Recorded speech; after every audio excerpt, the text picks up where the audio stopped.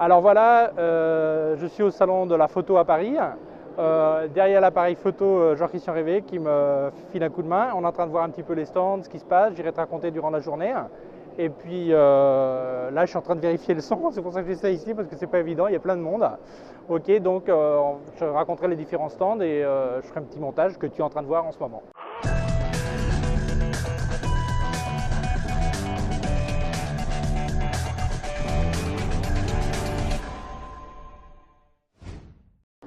Alors là, on est sur le stand de Enamul. Alors il y a une lumière un peu de fond, donc peut-être que l'image n'est pas super.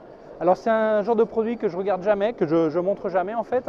C'est les papiers, parce qu'en fait j'imprime très peu. J'imprime plutôt sur le processus photo, mais je pense que c'est quand même intéressant. Donc on a vu des trucs nouveaux, pas mal. Entre autres, un papier paysage. Alors beaucoup de gens font du paysage en ce moment. J'ai trouvé ça vraiment pas mal. Donc je vous invite à jeter un coup d'œil sur la marque parce qu'il y a des trucs vraiment cool, quoi.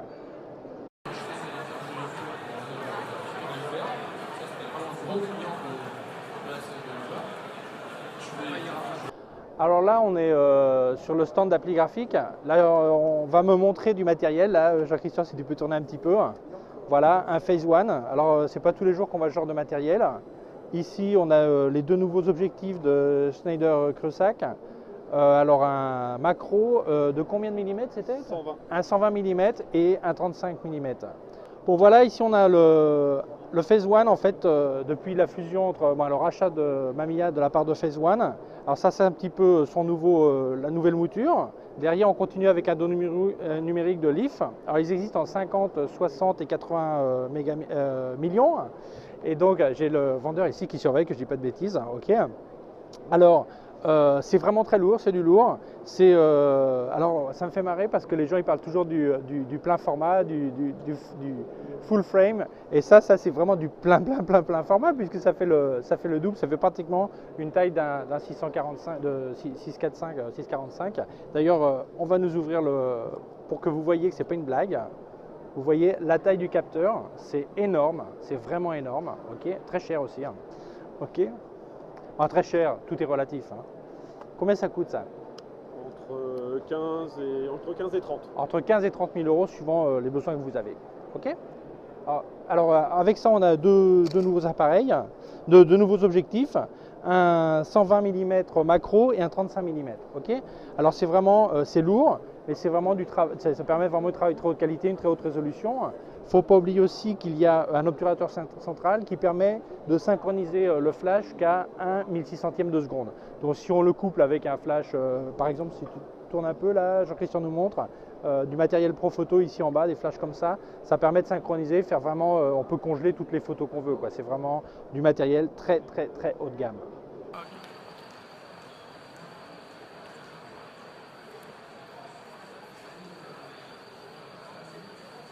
Alors voilà le D500, le successeur du D300 qui a été attendu pendant très longtemps. Alors on voit que c'est vraiment du haut de gamme. C'est vraiment, là on voit comme vous voyez il y a double carte évidemment. C'est lourd, mais c'est à mon avis le meilleur APS-C qu'il y a sur le marché, puisque vraiment c'est vraiment le niveau professionnel qu'on attendait. C'est vrai que Nikon avait sorti le D7000 et le D7100, D7200 ensuite, et beaucoup de gens pensaient que c'était le successeur du D300, mais on attendait vraiment toujours le D300, et pour moi c'est vraiment ce qu'il y a de mieux. Donc je vous invite à acheter un coup d'œil, je t'invite à acheter un coup d'œil sur le site de Nikon pour avoir toutes les infos. Mais enfin je l'ai eu en main et c'est vrai, ça ressemble à ce qui était annoncé, quoi. C'est vraiment pas mal.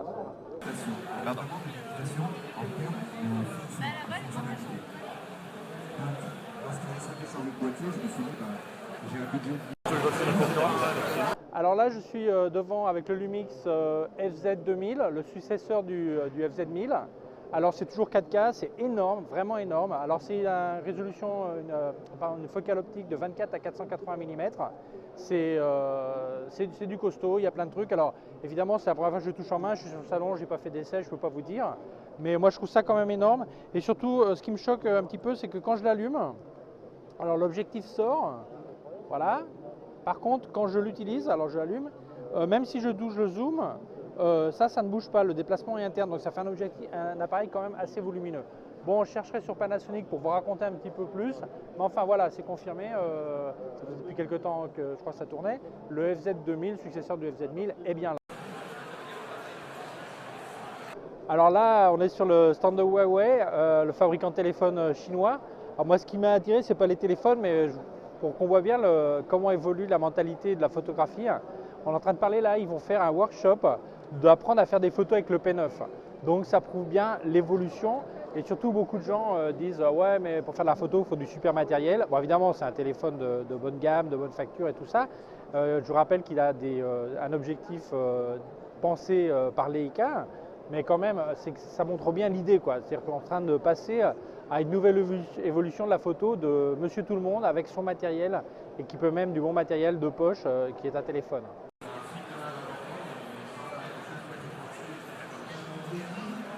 Alors voilà, là j'ai dans les mains le nouveau Canon M5, le remplaçant du M3. Alors c'est un mirrorless, alors comme on dit souvent, Canon arrive un peu en retard sur la route, dans la course. Bon, l'écran est assez grand, j'ai pas fait des essais, je ne sais pas plus que ce qu'on a pu lire tous. Mais attendez, je vais mettre voilà. Alors c'est objectif interchangeable, ok. Alors attention à dire que là ils ont sorti un adaptateur. On peut monter tous les objectifs de la gamme EF et EFS. Ça a 20 millions de pixels de résolution. On ne sait pas encore. Certains savent, mais enfin moi, je ne connais pas suffisamment pour vous dire. Mais enfin voilà, je le vois. S'il a une bonne prise en main malgré la taille, c'est léger. Je pense que c'est vraiment les concurrents directs du Olympus, de certains Sony et tout, dans cette gamme de prix et dans cette gamme de matériel. Vous êtes à moitié suspendu une rambarde. Alors là, je suis sur le stand de Olympus avec l'OMD 1 Mark II. Enfin, je l'ai en main. C'est une super prise en main. Bon, vous avez vu que c'était un super appareil, puis il a été présenté au Photokina il y a un mois. Mais là, ça faisait envie vraiment de le toucher, quoi. Donc, moi, je pense que c'est vraiment une super révolution. On va voir ce qu'on vont raconter les gens. Mais on voit que le micro 4 tiers a non seulement un grand avenir, mais un super présent. Je vous rappelle que c'est 20 mégapixels, c'est du 4K, c'est une rafale à 60 images secondes, c'est quand même de la folie, quoi. Et je pense vraiment que Nikon et Canon, là, il faut qu'ils soient sages, il faut qu'ils apprennent vite, quoi. Il faut qu'ils apprennent vite. Et Fuji, bon, on va s'acheter avec personne. On va parler d'Olympus. Moi, je trouve que ça, c'est fantastique. Le voilà, et il est vraiment superbe. C'est un super appareil, c'est grand, c'est pas aussi petit qu'on avait l'habitude, mais c'est vraiment un super appareil, quoi. Ok. Alors, c'est pas un commentaire très objectif, hein, parce que je suis un fan de la marque, et d'ailleurs, je l'utilise. Mais quand même, je le vois en main, ça fait vraiment pro. Ok.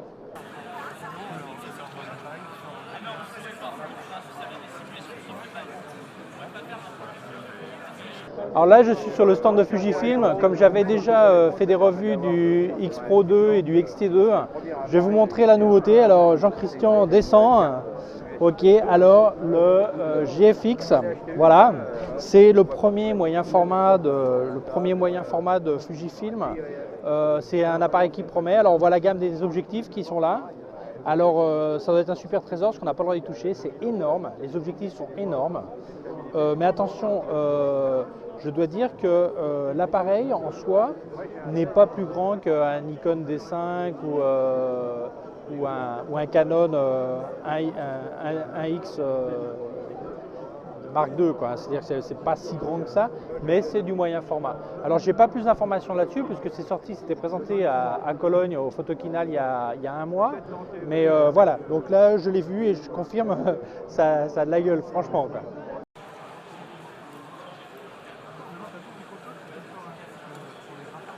Alors voilà, je suis sur le stand de Pentax. Alors là, j'ai le fameux, le célèbre K1 dont tout le monde parle puisque c'est le premier full frame que nous propose Pentax. C'est énorme, c'est gros, mais c'est vraiment du costaud. Alors que dire, c'est le capteur Sony de 36 millions de pixels. En parlant avec le vendeur, il me dit qu'il monte jusqu'à 12 600 ISO avec du bruit complètement contrôlé. Alors il dit que la différence du bruit, c'est plutôt du grain style argentique. Donc c'est vraiment de la mouture Pentax. Bon, on sait que les fans de Pentax sont des amoureux de la gamme. Alors ça c'est l'autre gamme, matériel pro, double carte, tout ça. Le corps est tropicalisé, le boîtier est tropicalisé, il est aussi stabilisé, mais dans le boîtier, c'est-à-dire que même les anciennes optiques seront stabilisées, c'est un gros avantage. Donc je pense qu'on va voir ce que ça va donner. C'est sorti en avril, mais c'est un truc qui marche apparemment pas mal, avec le rendu Pentax qui a vraiment son look. Chaque gamme, chaque marque a son look, mais là, ceux qui connaissent Pentax, je pense que je peux aimer. Alors moi, je n'ai pas essayé, mais je peux dire que c'est quand même grand, hein. Ça ressemble à un gros Nikon, un D5 ou un 5D ou un D5 pardon, ou un D3, voilà. Et au niveau un D4, et c'est costaud quand même, c'est quand même grand, quoi. Beaucoup plus grand à mon avis qu'un Canon 5D, quoi. Ok. Alors là je suis sur le stand de Photix et on vient de me présenter deux modèles de flash. Alors il y en a un de 500 watts et l'autre de 360 watts, me confirme le commercial. Alors ils sont sur batterie, comme vous pouvez voir, attendez, je vais aller, hop. C'est une batterie qui a vraiment une taille intéressante à mon avis. C'est du matériel vraiment qui a une bonne facture, ça a l'air vraiment, professionnel. S'ils sont vraiment compacts, vous voyez la taille de ma main quand même. Ok, faut compter à plus de 300 flashs à pleine puissance. Ils sont aussi TTL. Alors je crois que c'est intéressant pour les utilisateurs de Canon, Nikon et Sony. Ce sont les trois marques qui sont contrôlées en TTL. Bon, la marque Photix c'était plus une marque à présenter puisque au niveau des accessoires ils étaient déjà très connus. Moi j'avais jamais vu leur flash, mais pareil que ça fait quand même 2 ans que ça existe.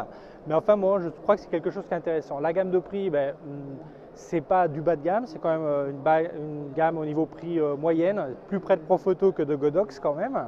Mais je pense que c'est quelque chose qu'il faudrait que les gens prennent en compte s'ils cherchent du matériel flash pour éclairer en extérieur ou à un endroit où il n'y a pas de prise de courant. Je pense que c'est du matériel, il faut absolument jeter un coup d'œil. Donc je vous recommande de passer chez Photix, sur la web de Photix, et jeter un coup d'œil. Alors le vendeur qui m'écoutait m'a dit « Attention, tu as oublié de dire qu'il y a un émetteur Odin qui est intégré dans le… » Alors j'ai l'émetteur qui est là, mais le récepteur est intégré dans les flashs. Alors il existe une version pour Canon, Nikon et Sony.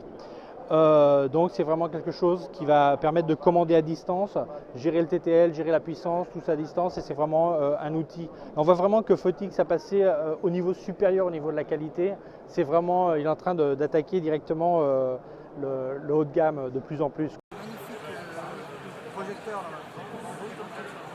Ok, alors voilà, on est sur l'Alpha 7 R2, le Rolls de chez Sony, le plein format. Alors c'est un appareil mirrorless. Ce qui est assez impressionnant, c'est la petite taille du boîtier pour ce que ça propose. Bon là, apparemment ils ont enlevé le viseur parce que la protection, l'œillet, parce que pour que les gens ne le veulent pas, sans doute. Donc j'ai pas trop d'informations dessus parce que je suis pas très Sony, c'est la première fois que je l'ai en main.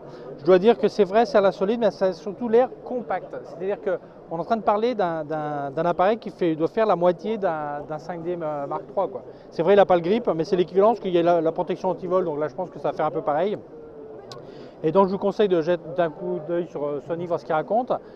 Ça c'est le 85 mm 1.4. C'est vraiment énorme. Alors le poids par contre, il y a du poids, hein. C'est pas du léger, mais je pense qu'en ce moment tout le monde est d'accord que ce full frame est sans doute ce qui se fait de mieux au niveau de la qualité, surtout à haute lumière, quoi. Alors ça comporte le 4K, la vidéo 4K aussi, hein. Donc c'est vraiment quelque chose de costaud, quoi. Alors voilà, la journée s'est terminée au Salon de la Photo à Paris. Eh bien, j'espère que ça t'a plu ce que je t'ai montré.